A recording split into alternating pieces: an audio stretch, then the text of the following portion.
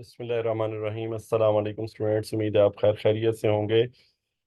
Programming for beginners series का 49वां episode है, जिसमें आज हम डिस्कस करने जा रहे हैं फंक्शंस के मतलब। बहुत ही इम्पोर्टेंट लेक्चर है, तो अटेंटिव हो जाएं और पूरी तवज्जो से सुने। क्विकली मैं रिकैप करता हूँ कि लास्ट लेक्चर में हमने लिस्ट के हवाले से कुछ चीज़ें डिस्कस की थी। लिस्ट, ऑर्डर्ड लिस्ट क्या होती है, चेक कैसे करते हैं कि लिस्ट ऑर्डर है या नहीं है। उसके अलावा ऑर्डरिंग कैसे करते हैं, उसके लिए बहुत सारी टेक्निक हैं, जिनमें से हमने दो टेक्निक्स डिस्कस की थी, बबल सॉर्ट और सिलेक्शन सॉर्ट। और उसके बाद हैकर रैंक का ये टास्क था, जिसके अंदर 5 टास्क थे। तो आज के लेक्चर शुरू करते हैं, जिसमें हम फंक्शंस के मतलब बात कर रहे हैं। तो फंक्शंस क्या होते हैं? In programming a function is a named block of code that performs a special task. So functions are used to organize code। Organize code का क्या मतलब है कि आप जो है वो, अगर आपका कोड बहुत ज़्यादा लेंथी हो रहा है, तो उसमें आप उसके पार्ट्स करके उसको मुख्तलिफ फंक्शन में डिवाइड कर सकते हैं। ठीक है, ये एक थ्योरेटिकल बात है, लेकिन जो जो हम आगे चलेंगे, हम फंक्शंस के मतलब पढ़ेंगे, तो आपको ये बातें बड़ी अच्छी तरह समझ आएंगी। Improve readability. ठीक है, अगर आपके पास जो है एक कोड लिखा हुआ है जिसकी 20 लाइनें हैं, तो उसको समझना इतना आसान नहीं है। जबकि अगर उसी को आप 4 4 5 5 लाइनें करके एक फंक्शन में डाल देंगे, तो उसको बड़ी आसानी से समझ उसकी आ जाएगी। Facilitate code reuse. ठीक है, ये बहुत इंपॉर्टेंट पॉइंट है, बहुत ही ज़्यादा, कि आप जो है वो एक कोड को रीयूज करना चाहें, तो उसको आपने वो जो नेम्ड ब्लॉक लिखा है पहली लाइन में, उस नेम के जरिए कॉल कर सकते हैं। ये भी हम थोड़ी देर में सीख लेंगे। तो ये रीयूजेबिलिटी एक बहुत इंपॉर्टेंट फीचर होता है प्रोग्रामिंग का। ये भी फंक्शंस में अचीव हो जाता है। हाँ, functions take input parameter arguments, perform operations and optionally return a result। ये सारी बातें जो है ना, ये हम आगे चल के पढ़ते हैं। सबसे पहली बात, बिल्ट इन फंक्शंस क्या होते हैं?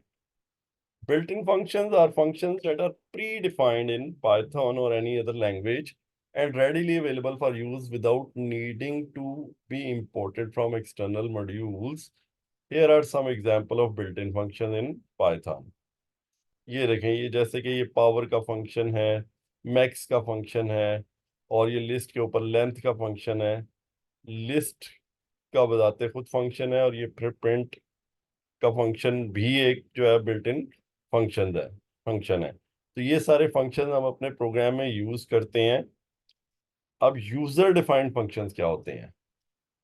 ठीक है, यूजर डिफाइंड फंक्शन वो होते हैं जिनको यूजर जो है या प्रोग्रामर जो है वो खुद डिफाइन करता है। ठीक है, उसकी ही हमने वो बातें की कि जी हम यूजर डिफाइंड फंक्शन के जरिए कोड को ऑर्गेनाइज कर सकते हैं, रीयूज कर सकते हैं, रीडेबिलिटी बढ़ा सकते हैं।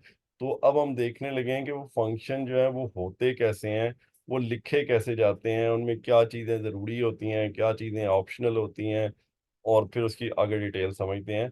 ये एक फंक्शन है, बहुत सीधा सा फंक्शन। एब्सोल्यूट एक्स कोई वैल्यू है जो कि सपोजिटली एक इंटीजर वैल्यू है, या कोई रियल वैल्यू भी हो सकती है। अगर वो लेस देन जीरो है यानी नेगेटिव है, तो आप कह रहे हैं रिटर्न -x, यानी इसको पॉजिटिव कर दो। और अगर वो पहले ही पॉजिटिव है, तो उसको रिटर्न कर दो। तो आप इसको कोई भी वैल्यू पास करेंगे, तो ये आपको उसकी पॉजिटिव वैल्यू दे देगा। यानी अगर वो पहले ही पॉजिटिव है, तो फिर वही वैल्यू दे देगा, नेगेटिव है तो उसको भी पॉजिटिव कर देगा। अब इसके अंदर कुछ पार्ट्स हैं जिनको हम फॉर्मली डिस्कस करते हैं, जैसे कि डेफ का कीवर्ड है।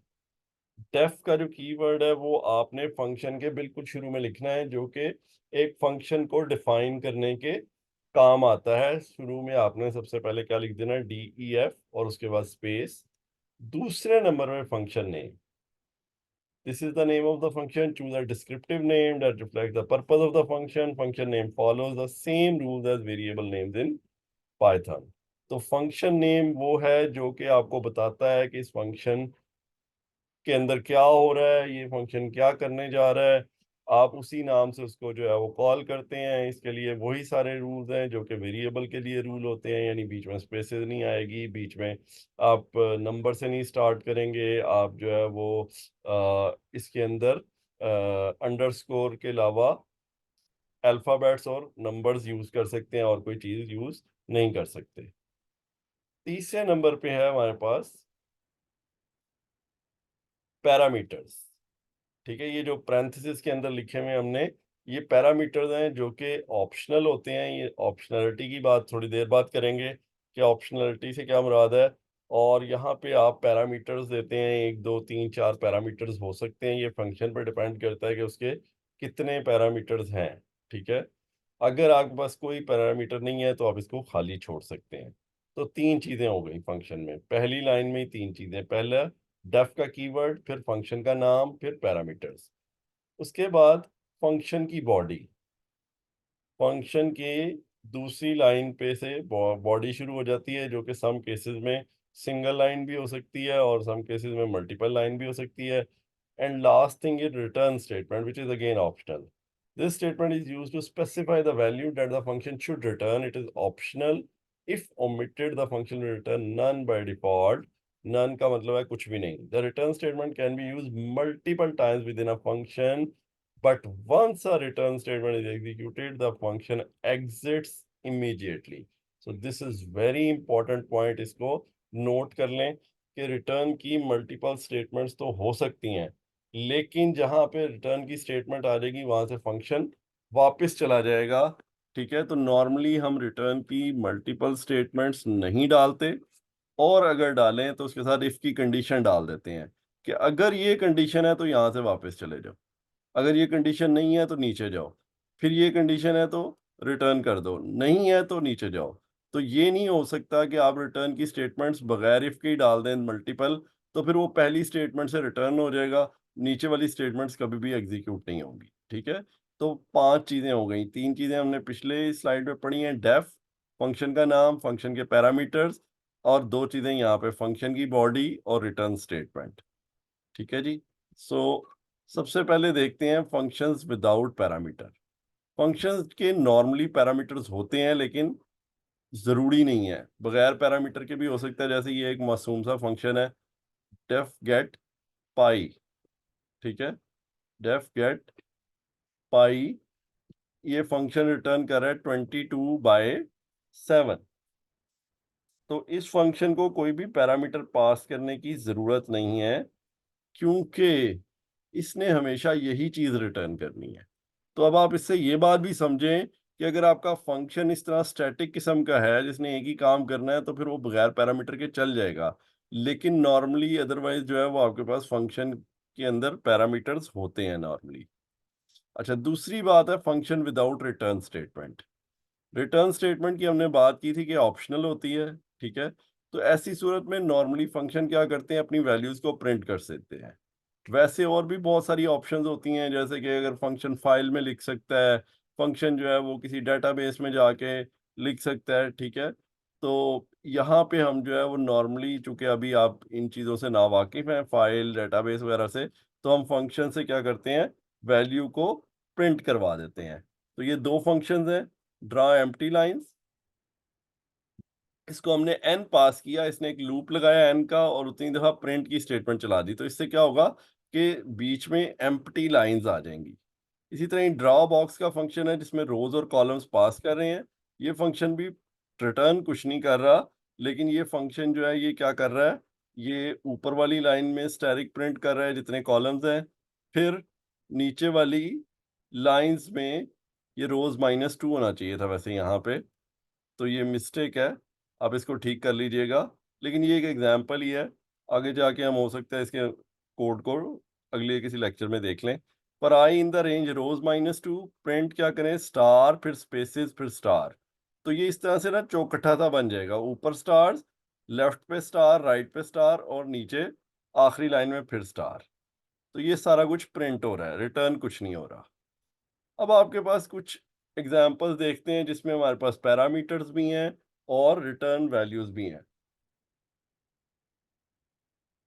Right a function to receive n as parameter, calculate sum of integer from 1 to n and return sum. तो ये एक फंक्शन है सम अंडरस्कोर n, जो कि मैं खुद डिफाइन कर रहा हूँ, ये बिल्ट इन फंक्शन नहीं है। इसको n पास किया, इसने एक वेरिएबल डिक्लेयर किया सम इक्वल टू 0, और फिर एक लूप चला के i की जो वैल्यूज हैं वो सम में ऐड करते गए, और फिर उसको क्या कर दिया, रिटर्न कर दिया। इसमें भी एक छोटी सी मिस्टेक हो गई है, यहाँ पे n+1 आना था for I in the range n+1, ताकि n की वैल्यू भी इसमें ऐड हो जाती है। अभी इसमें 1 से लेके n-1 तक ऐड होगा। अच्छा जी, write a function to receive n, find और return sum of all divisors of n। ये भी एक बड़ा अच्छा फंक्शन है, यूजफुल हो सकता है बहुत सारे केसेस में। n आपने पास किया, सम में हमने 1 ले लिया। सम में हम नॉर्मली 0 लेते हैं, यहाँ पे 1 मैंने क्यों लिया? क्योंकि 1 जो है वो हर नंबर का क्या होता है, डिवाइजर होता है। तो इसलिए मैंने सम 1 ले लिया और लूप 2 से शुरू कर लिया है। और अब मैंने गलती नहीं की है, यहाँ पे n+1 दिया है, तो यही करेक्शन आपने पिछले उसमें भी कर लेनी है। सो 2 से लेके n+1 तक लूप चल रहा है। अगर कोई भी नंबर जो है वो इफ की कंडीशन को सेटिस्फाई करता है, यानी ith वैल्यू जो है वो n को अगर डिवाइड कर रही हुई, तो इसका मतलब रिमाइंडर 0 है, उसको सम में ऐड कर देंगे। जब लूप टर्मिनेट होगा तो रिटर्न कर देंगे सम की वैल्यू। इसी तरह ये अब रिवर्स एक चीज है, ये कि जी आपके पास जो है ना वो फंक्शन दिए हुए हैं लेफ्ट साइड पे, ये राइट साइड पे, एम्प्टी लाइंस ड्रॉ करें, प्रिंट ग्रीटिंग्स करें, जिसमें नेम पास किया है और उसने वेलकम टू मिस्टर डॉट अपने पास से लगाया है, और नेम जो पास किया है उसको उसने साथ जोड़ दिया, कंकैटिनेट कर दिया। कहते हैं आउटपुट ये वाली लेफ्ट नीचे जो है ये जनरेट करें इन फंक्शंस को यूज करके। तो ये राइट साइड पे देखें, हमने कोड लिखा है जिसमें हमने ड्रा एम्प्टी लाइंस 3 किया, तो आउटपुट के नीचे देखें 3 एम्प्टी लाइंस आ जाएंगी। फिर प्रिंट ग्रीटिंग में हमने जफर पास किया, तो उसने कह दिया वेलकम टू मिस्टर जफर। इसमें ये स्टैरिक्स जो हैं ये नहीं आएंगे, ये मिसटाइप हो गए हैं। और फिर ड्रा एम्प्टी लाइंस, फिर बीच में गैप आ गया, और आखिर में प्रिंट प्रेस एनी की। ठीक है, तो आप इस तरह से फंक्शंस को यूज करके भी काम कर सकते हैं। इसी तरह से यहाँ पे देखें, एक और आपके पास एग्जांपल है, लेफ्ट साइड राइट साइड पे फिर फंक्शन है गेट काउंटिंग n। ये फंक्शन है जो कि 1 से लेके n+1 यानी n तक जाता है और नंबर्स को कंकैटिनेट कर देता है। और दूसरा जो नीचे फंक्शन है वो भी इसी तरह का और रिवर्स फंक्शन है, गेट काउंटिंग अंडरस्कोर r, यानी ये n से लेके 1 तक स्ट्रिंग कंकैटिनेट करके भेज रहा है। तो यहाँ पे आउटपुट में आप देखें 1 से 2, 2 से 1, 1 से 3, 3 से 1, 1 से 4, 4 से 1। तो ये राइट साइड पे हमने इन फंक्शंस को यूज कर लिया। इनपुट ली, लूप चलाया 2 से लेके n+1 तक, और हम पहले गेट काउंटिंग को कॉल करते हैं, जो वो रिटर्न करता है उसको स्ट्रिंग में स्टोर करवाते हैं। फिर हम गेट काउंटिंग r को कॉल करते हैं और उसी स्ट्रिंग में इसको भी ऐड कर देते हैं और प्रिंट करवा देते हैं। तो आपके पास जो है ये आउटपुट आ जाएगी। तो ये हमने जो है वो फंक्शंस के मुतालिक सारी तफसीलात जो है वो डिस्कस की हैं। इससे पहले कि मैं हैकर रैंक के प्रॉब्लम डिस्कस करूं, क्विकली जो है वो रिवाइज करता हूं कि आपके पास फंक्शंस क्या होते हैं। फंक्शंस जो हैं वो नेम्ड ब्लॉक होता है कोड का, जो कि कोई स्पेसिफिक काम करता है। ये बहुत इंपॉर्टेंट बात थी कि फंक्शन कोई स्पेसिफिक काम करता है, यानी हमारे प्रोग्राम्स जो है उसमें 2 3 4 काम भी हो रहे हो सकते हैं, लेकिन फंक्शन जो एक फंक्शन होगा उसमें एक काम होगा, दूसरा काम दूसरे फंक्शन में, तीसरा काम तीसरे फंक्शन में। अगर आप ऐसे करेंगे तो आपको ये वाले एडवांटेजेस मिलेंगे जो ये कह रहा है कि आपका कोड ऑर्गेनाइज होगा, आपकी रीडेबिलिटी इंप्रूव होगी और आपकी कोड की रीयूजेबिलिटी बढ़ेगी। ठीक है, मैं आपको एक छोटी सी एग्जांपल देता हूँ कि अगर आपके पास जो है वो एक बॉक्स है जिसके अंदर जो है ना वो मुख्तलिफ किस्म की चीज़ें पड़ी हुई हैं। चलें खाने पीने की एग्जांपल ले लेते हैं कि एक बॉक्स है, उसके अंदर बिस्किट भी पड़े हुए हैं, निम्को भी पड़ी हुई है, और उसके अंदर कोल्ड ड्रिंक भी पड़ी हुई है। अब जिस बंदे को तो ये तीनों चीजें चाहिए वो तो उसको लेगा, जिसको सिर्फ बिस्किट चाहिए वो नहीं ले सकता, क्योंकि पैसे तो तीनों चीजों के देने हैं। अगरचे कुछ डिस्काउंट भी मिल रहा हो, लेकिन मसला ये है कि इस वक्त तो आपको सिर्फ बिस्किट चाहिए, या सिर्फ आपको कोल्ड ड्रिंक चाहिए, या सिर्फ नीमको चाहिए। तो अगर वो तीनों चीज़ें अलग अलग पड़ी हैं, तो वो ज़्यादा जो है वो अट्रैक्शन का बाइस है कि जिसको जो चीज़ चाहिए वो ले लेगा। तो इसी तरह से अगर आपके पास फंक्शन स्पेसिफिक हैं, तो जिसको जो फंक्शन जब कॉल करना है वो उस फंक्शन को कॉल कर लेगा। अगर वो 6 फंक्शन है तो 6 को कॉल कर लेगा, वो कोई इशू नहीं है कि जी फंक्शंस बहुत ज़्यादा हो गए हैं, जितने मर्जी हो जाएं। आप उन 3 फंक्शंस को या 6 फंक्शंस को मिला के फिर एक और फंक्शन भी लिख सकते हैं। तो वो एक फंक्शन जो कि 6 को कॉल कर रहा है वो भी रीयूजेबल है, और वो 6 फंक्शन अलग अलग भी रीयूजेबल है। इसलिए फंक्शंस को आप जितना स्पेसिफिक रखेंगे उतना फायदा है। फंक्शंस जो हैं वो कुछ आर्गुमेंट्स लेते हैं, कोई ऑपरेशन परफॉर्म करते हैं और उसके बाद या तो प्रिंट कर देते हैं या फिर रिटर्न कर देते हैं रिजल्ट को। ठीक है? तो हमारे पास बिल्ट इन फंक्शंस भी होते हैं जो कि पहले से दिए हुए हैं पाइथन में, और हम इनको यूज़ करके ये वाले काम करते हैं प्रोग्राम में, अब तक करते भी आए हैं। इनमें से तकरीबन बहुत सारे फंक्शन हम यूज़ भी कर चुके हैं, जैसे लेंथ का फंक्शन यूज़ किया, प्रिंट का यूज़ किया, लिस्ट का फंक्शन यूज़ किया, और यूज़र डिफाइंड फंक्शन जिस पे हमारा जो मेन टॉपिक है कि आपको यूजर डिफाइंड फंक्शन यानी करने पड़ते हैं, यानी आप कोड अपना लेंथी कोड उसको ऑर्गेनाइज करना चाह रहे हैं। ठीक है? आप अपनी लॉजिक को सिंपल करना चाह रहे हैं तो आप फंक्शंस अपने डिफाइन कर सकते हैं। जब फंक्शन डिफाइन करेंगे तो उसमें आपके पास जो है वो डेफ का कीवर्ड यूज होगा, फंक्शन का नाम आएगा। ठीक है? फंक्शन का नाम रिपीट नहीं होना चाहिए और फंक्शन का नाम डिस्क्रिप्टिव होना चाहिए, यानी ABCDEF टाइप के नाम नहीं रखेंगे, बल्कि फंक्शन का नाम power, draw box, calculate area, इस तरह से रखेंगे। ठीक है? उसके बाद आपके पास फंक्शन की पैरामीटर्स आ जाते हैं जो कि ज़ीरो भी हो सकते हैं और मल्टीपल भी हो सकते हैं। फिर फंक्शन की बॉडी आ जाती है जो कि फंक्शन के नीचे होती है, और आखिर में रिटर्न स्टेटमेंट है जो कि ऑप्शनल है। ठीक है? फंक्शन बगैर पैरामीटर के भी हो सकते हैं, फंक्शन बगैर रिटर्न स्टेटमेंट के भी हो सकते हैं, और फंक्शन जो है वो दोनों चीज़ों के साथ भी हो सकते हैं। तो फाइनली चलते हैं, हमारे पास जो है वो हैकर रैंक का कॉन्टेस्ट है जिसके अंदर ये 5 प्रॉब्लम्स हैं। पहला प्रॉब्लम है फंक्शन कंकैटिनेट सीरीज।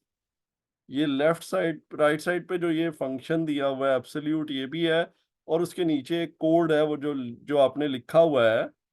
आपने सिर्फ ये काम करना है कि सम और फैक्टोरियल का फंक्शन लिखना है, और ये आउटपुट खुद ब खुद जनरेट हो जाएगी अगर आप सम का फंक्शन सही लिखेंगे और आप जो है वो फैक्टोरियल का फंक्शन सही लिखेंगे। ये आउटपुट में से गलत कॉपी हो गई है, प्रॉब्लम में सही आई हुई है। ये यहाँ पे जो है वो आपके पास थोड़ा सी इसकी आउटपुट गड़बड़ हो गई है। ये देखें, ये आउटपुट नहीं, ये वाली आउटपुट जो है ये वहाँ पे आनी थी, और ये आउटपुट अच्छा ठीक है, सॉरी।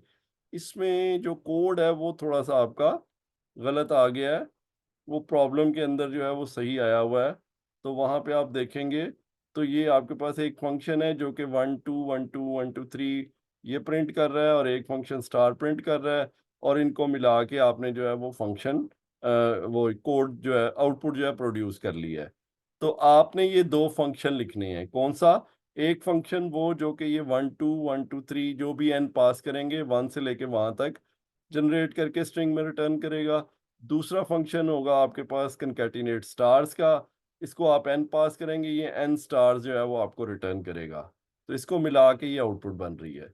दूसरा प्रोग्राम है generate multiples. Write a function to generate multiples in string form. The following code is calling the required function. Write function and paste this code to generate required output. आपने कौन सा function लिखना है? Generate multiples का। उसके कितने parameters हैं? 2, x और n। आपने x के n पैरामीटर n मल्टीपल्स लिखने हैं, यानी अगर 2 पास किया है और आगे 6 पास किया है तो आप जनरेट करेंगे 2 4 6 8 10 12। ये एग्जाम्पल भी देख लें, 4 के 6 मल्टीपल्स, 9 के 3 मल्टीपल्स। ये कौन जनरेट कर रहा है? ये मल्टीपल्स जनरेट कर रहा है, ये फंक्शन। ठीक है? तो इसमें आप जो है वो एम्प्टी स्ट्रिंग लेके तो लूप चला लेंगे एन टाइम के लिए, और आई मल्टीप्लाई बाय एक्स करके उसके अंदर कंकैटिनेट करवाते जाएंगे, और बाद में ये जो कोड है इसके ज़रिए इसको कॉल कर लेंगे। अगर आगे आ गया जी सम और फैक्टोरियल, ये जो पहले डिस्कस कर गया था ये वहाँ पे कॉपी पेस्ट हो गया गलती से। तो यहाँ पे ये देखें कि ये आपके पास फंक्शन जो है सम का, ये क्या कर रहा है, ये एब्सोल्यूट वैल्यू में कन्वर्ट करके तो 1 से लेके वहां तक सम कर रहा है। जैसे फॉर एग्जांपल अगर इसको 4 पास किया है तो इसने करना है 1 प्लस 2 प्लस 3 प्लस 4, वो 10 बनता है। अगर इसको -3 पास किया है तो इसने उसको एब्सोल्यूट करके 3 कर लेना है, और 1 प्लस 2 प्लस 3 6 जनरेट कर दिया। अगर 6 पास किया है तो 1 plus 2 plus 3 plus 4 plus 5 plus 6 21 return कर दिया। इसी तरह से फैक्टोरियल जो है वो इनको मल्टीप्लाई करने से आता है, यानी 4 का फैक्टोरियल है 24, that is 4 multiply by 3 multiply by 2। 6 का फैक्टोरियल है 720, that is 6 multiply by 5 multiply by 4 multiply by 3 multiply by 2। तो ये भी आसान है टास्क, आप इंशाल्लाह कर लेंगे। अच्छा जी, उसके बाद अब रिवर्स स्ट्रेटजी है। फंक्शन गिवन है और आपने इसको यूज करना है। जैसे कि ये प्राइम का फंक्शन गिवन है जो कि ये बताता है कि नंबर प्राइम है या नहीं है, ठीक है। तो आपने उसको नंबर्स पास करने हैं। ये जो आपको एग्जांपल दी हुई है, इस एग्जांपल में आपने 5 और 25 रीड किया, और रीड करने के बाद आपने 5 से लेकर 25 का लूप चलाया, इस प्राइम के नंबर को फंक्शन को कॉल किया। अगर इसने ट्रू रिटर्न किया तो आपने आउटपुट में इसको कंकैटिनेट कर लेना है, वरना इग्नोर करते जाना है। इसी तरह ये आखिरी टास्क है जिसमें आपके पास ये दो फंक्शन लिखे हुए हैं। एक फंक्शन है डिवाइजर्स का, ठीक है। ये क्या करता है, ये एम्प्टी लिस्ट लेके एक्स के जितने डिवाइजर्स हैं वो एम्प्टी लिस्ट में अपेंड करवाता जाता है और आखिर में उसको रिटर्न कर देता है। ये जो रिटर्न डिवाइजर्स है, ये क्या करेगा, एक लिस्ट रिटर्न करेगा जिसमें सारे के सारे उसके डिवाइजर्स पड़े होंगे 1 से लेके एक्स तक। अगला जो फंक्शन है वो दो लिस्ट्स लेता है, एक्स और वाई जो है वो दो लिस्ट्स हैं, और एक एम्प्टी स्ट्रिंग लेके एक लिस्ट को दूसरी लिस्ट में देखता है, अगर मिल जाता है कॉमन तो उसको कंकैटिनेट करवाता है। सो इन दोनों फंक्शंस को यूज करके आपने काम करना है। मैं आपको पहले मिसाल दे देता हूँ, फिर कंक्लूड करता हूँ। इस बड़ा अच्छा, ये बड़ी अच्छी एग्जांपल है। फॉर एग्जांपल 30 हमने पास किया पहले फंक्शन को, तो इसने क्या करना है, 1 डिवाइजर है सबका ही, फिर 2 भी 30 का डिवाइजर है वो भी डाल देगा, 3 भी डिवाइजर है वो भी डाल देंगे, 4 नहीं है 5 है, 6 भी है, फिर इसी तरह से 10 है, फिर 15 है। तो 1 2 3 5 6 10 15, ये 30 के सारे डिवाइजर एक लिस्ट में आ जाएंगे। 75 के कौन से डिवाइजर्स हैं, 1 है, फिर 5 है, फिर 15 है, और फिर 75 है। तो अब इनमें से जो कॉमन है वो कौन से हैं, 1 3 5 और 15। तो आपने क्या करना है, आपने सबसे पहले नंबर्स रीड कर लेने हैं, फिर दो लिस्टें ले लेनी है डिवाइजर्स के फंक्शन से। फॉर एग्जांपल आपने एक नंबर रीड किया उसको हम एक्स कह देते हैं, दूसरा नंबर रीड किया उसको वाई कह देते हैं। अब आप एक लिस्ट बना लें, x list is equal to divisors of x, y list is equal to divisors y. अब आखिर में जनरेट कॉमन डिवाइजर के फंक्शन को कॉल करें, उसको एक्स लिस्ट और वाई लिस्ट पास कर दें, और उससे जो आउटपुट आएगी उसको प्रिंट कर दें। तो ये आसान आसान टास्क हैं, ठीक है, लेकिन बड़े इंपॉर्टेंट है। इनको आपने खुद करना है, और इंशाल्लाह अगले लेक्चर में हम आगे चलेंगे। अब आहिस्ता आहिस्ता प्रोग्रामिंग थोड़ी कॉम्प्लेक्स होना शुरू हो जाएगी। अगेन रिक्वेस्ट है कि आप इस लेक्चर्स को भी गौर से सुने और प्रैक्टिस भी करें। तो मिलते हैं इंशाल्लाह अगले लेक्चर में, तब तक के लिए अल्लाह हाफिज़।